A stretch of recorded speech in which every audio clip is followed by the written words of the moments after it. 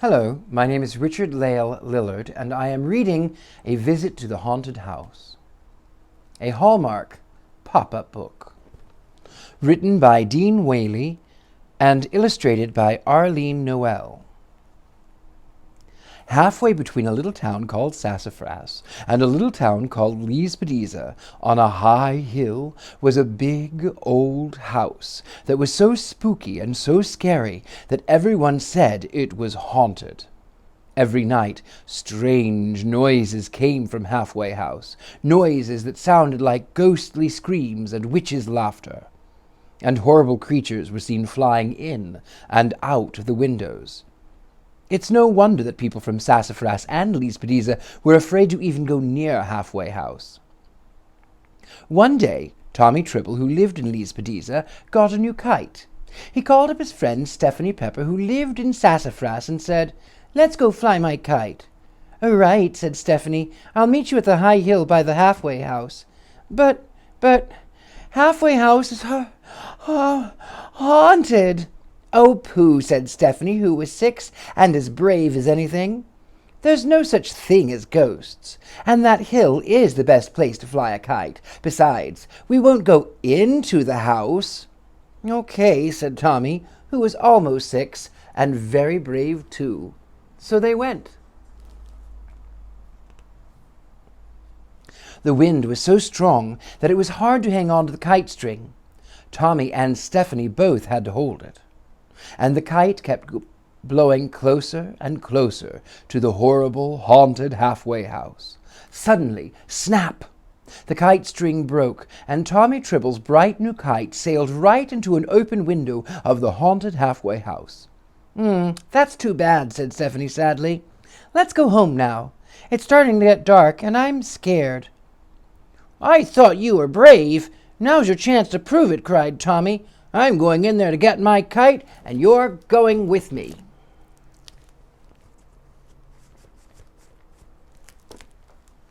Stephanie shivered and shook her head no. But when Tommy laughed at her, she decided to go. She didn't want him to think that she was a scaredy cat. Tommy took Stephanie's hand, and they walked up to the big, old front door of Halfway House. It looked like it hadn't been opened in about 77 years. And it was covered with musty, dusty spider webs.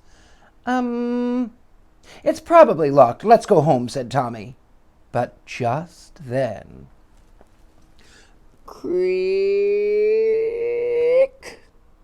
The door opened all by itself. "Let's go," screamed Stephanie. "This place really is haunted."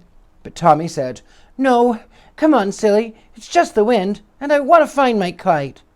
So the two of them held on tight to each other's hand and crept bravely through the doorway.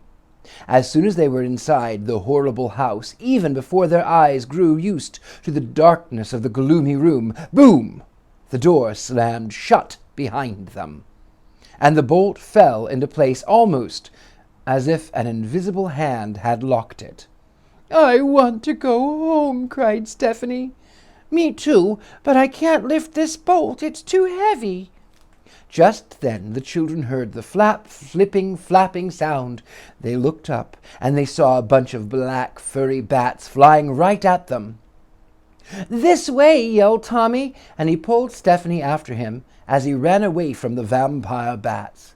But those creepy creatures chased the children further into the haunted house, past cobweb-covered caskets, through dark halls with clammy walls, and up a creaky, squeaky flight of stairs. As the children began climbing the rickety old staircase, they heard the rattling of chains, and further away, the sound of fiendish laughter. Then it became very, very, very quiet. Too quiet.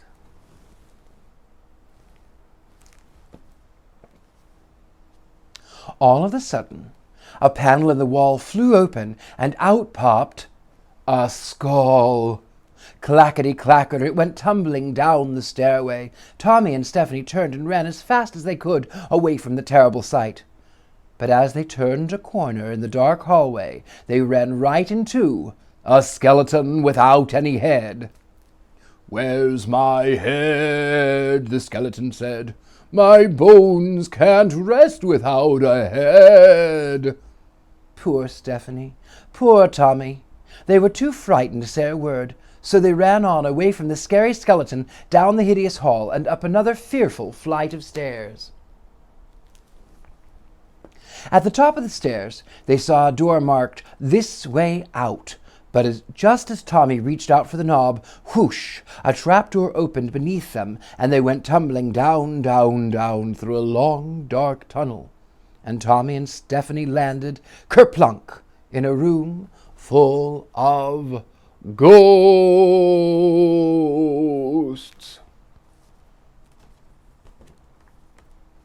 The grinning ghosts were flying around the room, twisting and turning, moaning and groaning.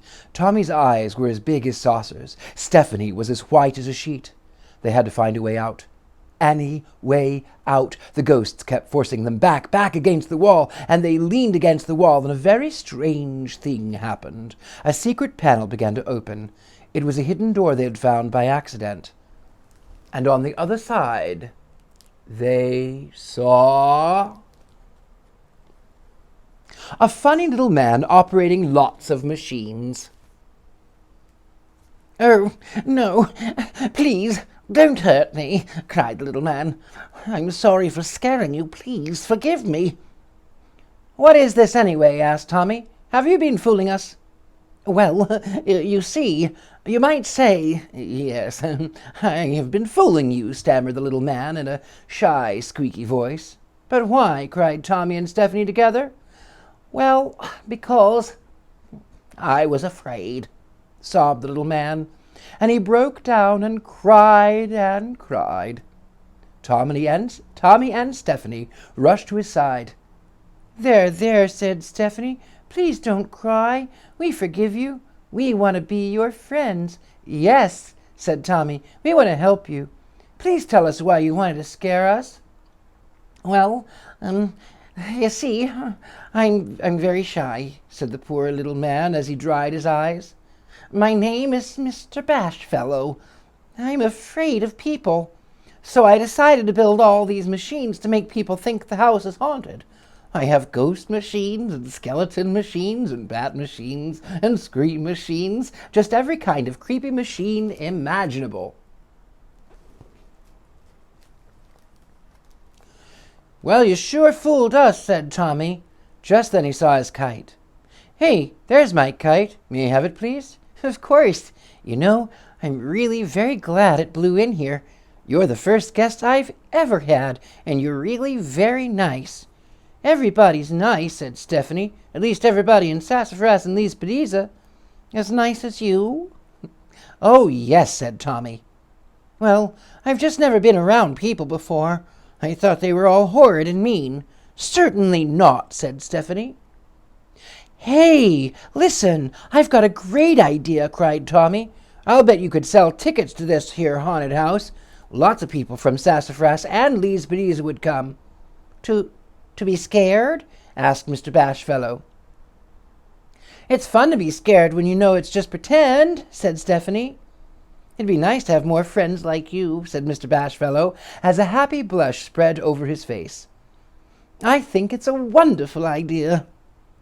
And the very next day, Mr. Bashfellow, with some help from his new friends, opened the halfway house of happy horrors, and to this very day, people from Sassafras and Leespediza and lots of other places think it's a treat to go there for the thrills and chills.